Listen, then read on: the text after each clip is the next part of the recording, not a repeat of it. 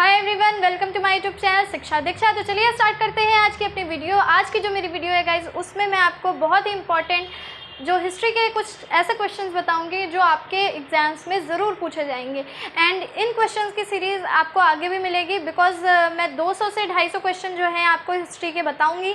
And इसमें हम तीनों हिस्ट्री के क्वेश्चन देखेंगे जो कि है आपकी ancient history, medieval history and modern history. तो तीनों से जितने भी क्वेश्चन बन सकते हैं इंपॉर्टेंट, वो मैं आपको इन वीडियोस में ज़रूर बताऊंगी। एंड ये वीडियो आपकी बीच बीच में आती रहेगी। इसके साथ जो आप वीडियो देख रहे हैं जिसमें कि मैं बता रही हूँ कि CHSL में कौन से क्वेश्चन आ रहे हैं, वो वीडियो भी आती रहेगी। तो बिल्कुल देखना मत भूलिए। अगर आपसे कोई भी वीडियो मिस हो गई है तो ज़रूर देख लीजिए। एंड अगर अभी तक आपने मेरे चैनल को सब्सक्राइब नहीं किया है तो जल्दी सब्सक्राइब कर लीजिए, बेल आइकन को ज़रूर प्रेस कर लीजिए जिससे आपको मेरी वीडियो की नोटिफिकेशन मिल जाएंगी।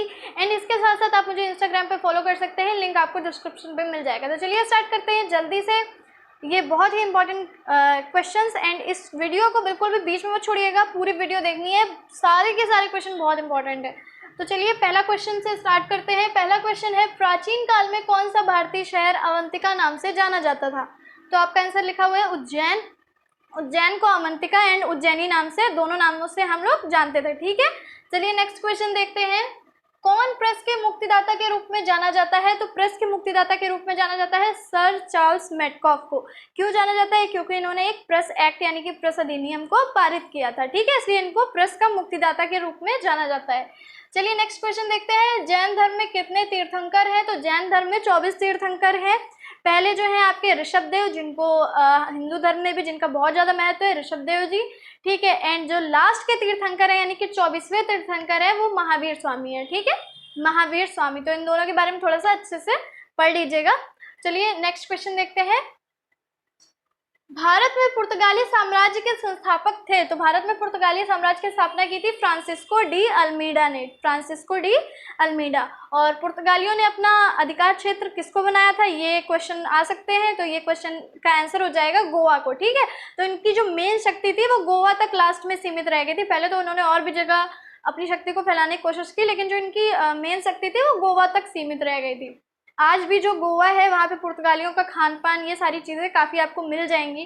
चलिए नेक्स्ट क्वेश्चन देखते हैं। पृथ्वीराज चौहान तथा मोहम्मद गौरी के बीच जो युद्ध हुआ था उसका नाम पूछा गया है तराइन का युद्ध। तराइन के युद्ध हुए थे। तो इस जो पहला युद्ध हुआ था उसमें पृथ्वीराज चौहान विजयी हुए थे। ठीक है, और मोहम्मद गौरी की पराजय हुई थी। और इस युद्ध को क्या बोला जाता है? तराइन का युद्ध। चलिए नेक्स्ट क्वेश्चन देखते हैं। इबादत खाना कहाँ स्थित है? तो इबादत खाना स्थित है फतेहपुर सीकरी में। ये अकबर से रिलेटेड है, आपको ध्यान में रखना होगा, इंपॉर्टेंट क्वेश्चन है। शक संवत को किसने प्रारंभ किया? शक संवत प्रारंभ किया गया था कुषाण शासक कनिष्क के द्वारा। ठीक है, कनिष्क के द्वारा स्टार्ट किया गया था शक संवत। चलिए नेक्स्ट देखते हैं। किस पाल शासक ने विक्रमशिला की स्थापना की? किस पाल शासक ने विक्रमशिला की स्थापना की? धर्मपाल ने विक्रमशिला की स्थापना की। विक्रमशिला क्या था? एक विश्वविद्यालय था। चलिए नेक्स्ट देखते हैं। किस सिख गुरु ने दारा सिखों की मदद की थी? गुरु हर राय ने दारा सिखों की मदद की थी। ठीक है, नेक्स्ट क्वेश्चन देखते हैं। कौन सा आंदोलन ब्रिटिश सामान के बहिष्कार से जुड़ा है? स्वदेशी आंदोलन ब्रिटिश सामान के बहिष्कार से जुड़ा है। स्वदेशी आंदोलन इसीलिए स्टार्ट किया गया था कि हम जितना भी विदेशी सामान है उसका बहिष्कार करें और स्वदेशी को अपनाएं, यानी कि हमारे देश में जो भी निर्मित होता है हम उसका यूज करें, ना कि विदेशी सामानों का। चलिए नेक्स्ट देखते हैं।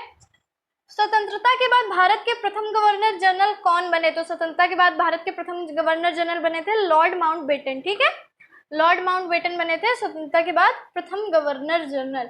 मोहनजोदड़ो की खुदाई किस नदी के किनारे पे की गई थी? तो आपके जितने भी इंडस वैली सिविलाइजेशन से रिलेटेड स्थल हैं वो सारे आपके किस नदी से जुड़े हुए हैं? सिंधु नदी से। ठीक है, चलिए नेक्स्ट देखते हैं। दयानंद सरस्वती का वास्तविक नाम पूछा गया है मूलशंकर।